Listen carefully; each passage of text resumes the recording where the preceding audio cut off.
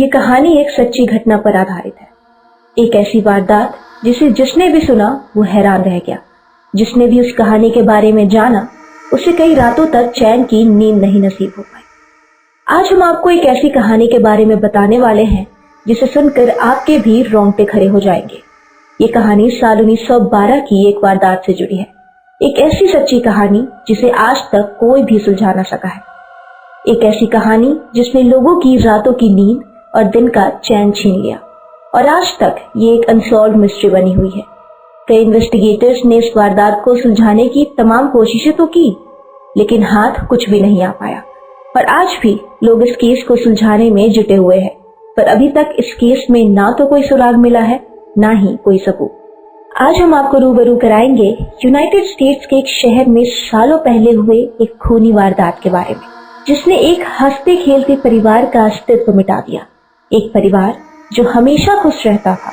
लोगों के बीच उस परिवार का बड़ा नाम था। वो परिवार अब महज इतिहास के पन्नों में सिमट कर रह गया है। अगर कुछ रह गया है तो एक सवाल कि आखिर कौन है ऑस्टिन परिवार का कातिल, जिसने इतनी बेरहमी से उन्हें मौत के घाट उतार दिया।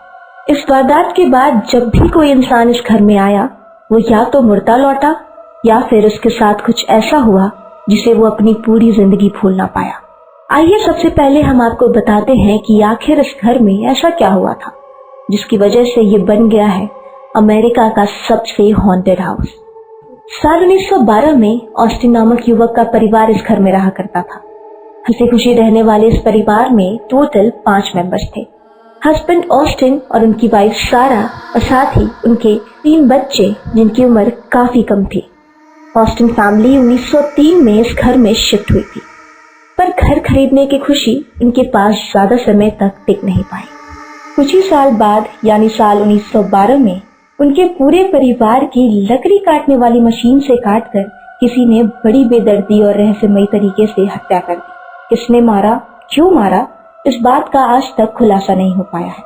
पर लोगों का कहना है कि ये काम किसी इंसान का नहीं बल्कि उस घर में रह रही कुछ प्रेत शक्तियों का था।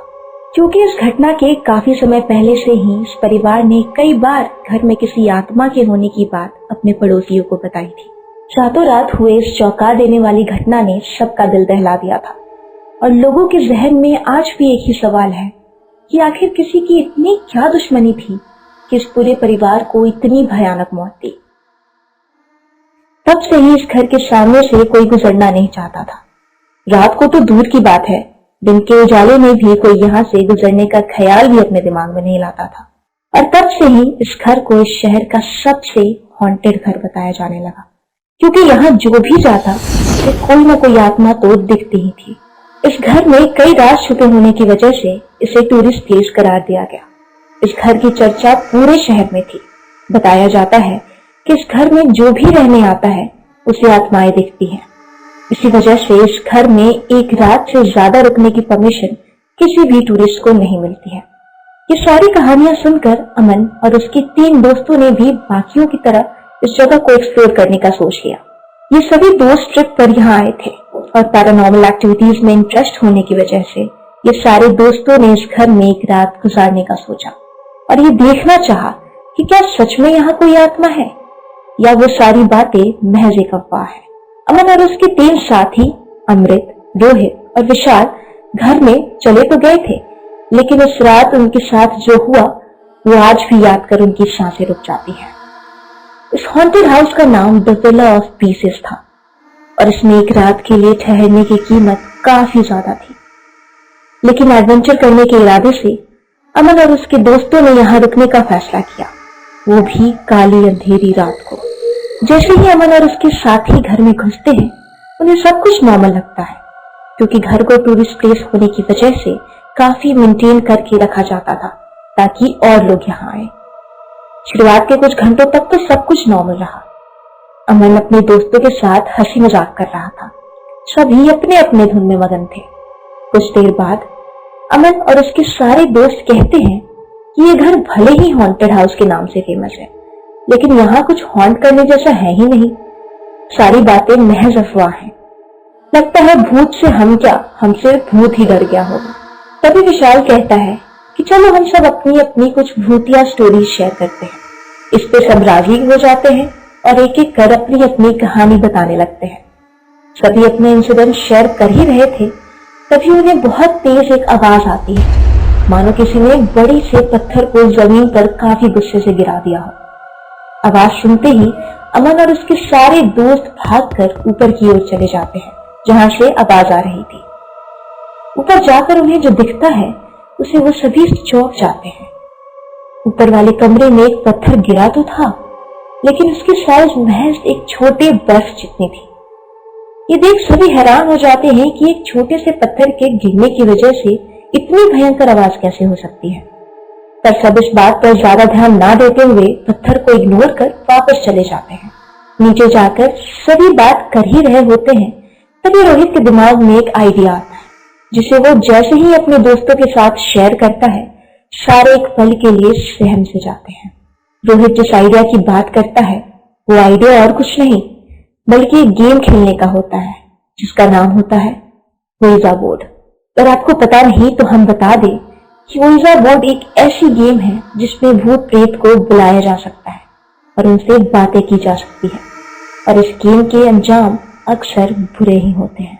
शुरुआत में तो अमन और उसके सारे दोस्त ओइजा बोर्ड खेलने से कतराते हैं, लेकिन बाद में सम्मान जाते हैं और ओइजा बोर्ड जमीन पर रखकर सारा सेटअप कर लेते हैं। शुरुआती समय में तो ओइजा बोर्ड खेलते वक्त उन सभी को कुछ भी एहसास नहीं होता है। धीरे धीरे समय बीतता जाता है और सभी इस गेम से बोर होकर खेलना बंद ही करने वाले होते हैं कि उनके साथ एक अजीब घटना होती है। उन्हें एक अजीब सी आवाज आती है जिसे सुनकर सारे उठकर चले जाते हैं ये देखने के लिए कि आखिर ये आवाज आ कहां से रही है। थोड़ी आगे जाकर उन्हें पता चलता है कि वो आवाज बेसमेंट से आ रही है और वो आवाज किसी और चीज की नहीं बल्कि वही लकड़ी काटने वाली मशीन की होती है जिससे सालों पहले इस घर में रह रही ऑस्टिन फैमिली की दर्दनाक मौत हुई थी। आवाज सुनते ही अमन और उसके सारे दोस्त काफी सहम तो जाते हैं, लेकिन हिम्मत जुटाकर वो सभी नीचे जाने का सोचते हैं। पर रोहित की हालत खराब हो चुकी थी क्योंकि उसे काफी समय से ऐसा फील हो रहा था कि मानो उसके कान में कोई बार बार कुछ अजीब सा बोल कर जा रहा हो। ये बात रोहित ने अपने सभी दोस्तों को जब बताई तब उन्हें इस बात का कहीं ना कहीं एहसास हो गया कि उन्होंने यहाँ आकर और ओइजा बोर्ड खेलकर शायद गलती कर दी है।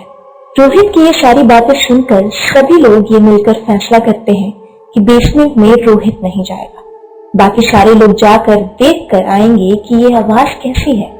रोहित के अलावा अमन, अमृत और विशाल के साथ बेसमेंट में जाता है और वहां जाकर जो वो लोग देखते हैं उससे उनके होश उड़ जाते हैं। बेसमेंट में घर के सारे फालतू सामानों के बीच एक लकड़ी काटने वाली मशीन चल रही होती है, वो भी बिना किसी इलेक्ट्रिसिटी के, और मशीन के सामने लाइन से सामान पड़े थे जो एक एक करके मशीन के आगे जा रहे थे और वो मशीन सारे सामान को बीच से काटती चली जा रही थी। सारे लड़के उस मशीन की तरफ एक नजर से लगातार देखकर समझने की कोशिश कर ही रहे थे कि आखिर ये सब क्या और कैसे हो रहा है। तभी वही लकड़ी काटने वाली मशीन उनके सामने दोगुनी तेजी से खुद ब खुद आगे लगती है। मशीन को अपनी ओर आता देखकर वो सभी अपनी जान बचाकर भागने की कोशिश करने लगते हैं। तभी बेसमेंट के ऊपर से रोहित की बहुत तेज चिल्लाने की आवाज आती है। रोहित ऊपर से जोर जोर से चिल्ला रहा होता है। ये सुनकर अमन, अमृत और विशाल और घबरा जाते हैं। कैसे कैसे वो अपनी जान बचाकर उस बेसमेंट से बाहर निकलते हैं। बेसमेंट से निकलकर जैसे ही वो बाहर आते हैं वो देखते हैं कि रोहित तो वहां है ही नहीं। उन्हें अगर कुछ मिलता है तो सिर्फ फर्श पे पड़े खून के धब्बे जो शायद रोहित के हो सकते थे या शायद नहीं भी। ये देख उन सबके पैरों तले जमीन चली जाती है। सबने मिलकर रोहित को ढूंढने की कोशिश तो की, लेकिन वो मिलता नहीं है। रोहित को पूरे घर में ना देख सबको लगता है कि शायद रोहित भागकर बाहर चला गया होगा। ये सोचकर अमन, अमृत और विशाल घर से बाहर निकलने के लिए इधर अपना सामान समेटने ही लगते हैं और उधर उन्हें वापस से उस मशीन की आवाज आने लगती है जो धीरे धीरे और तेज हो रही है। आवाज सुनकर सब अपना सामान और तेजी से पैक कर ही रहे होते हैं। तभी उन्हें पता चलता है कि ओइजा बोर्ड तो वहां है ही नहीं। बगल में ही ओइजा बोर्ड को किसी ने जला दिया था, जिसके बाद बस बची थी तो राख, और उस राख से जमीन पर कुछ लिखा था। जिसे तरते ही वो तीनों वहां से भाग खड़े हुए। उस राख से कुछ और नहीं बल्कि लिखा था, Evil resides here।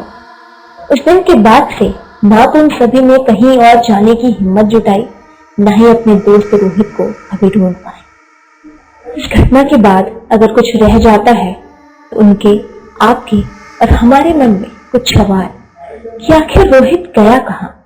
बेसमेंट के ऊपर वो खून आखिर थे किसके? ऊर्जा बोर्ड को क्या सच में किसी भूत नहीं जलाया था? और क्या रोहित कभी मिल भी पाएगा?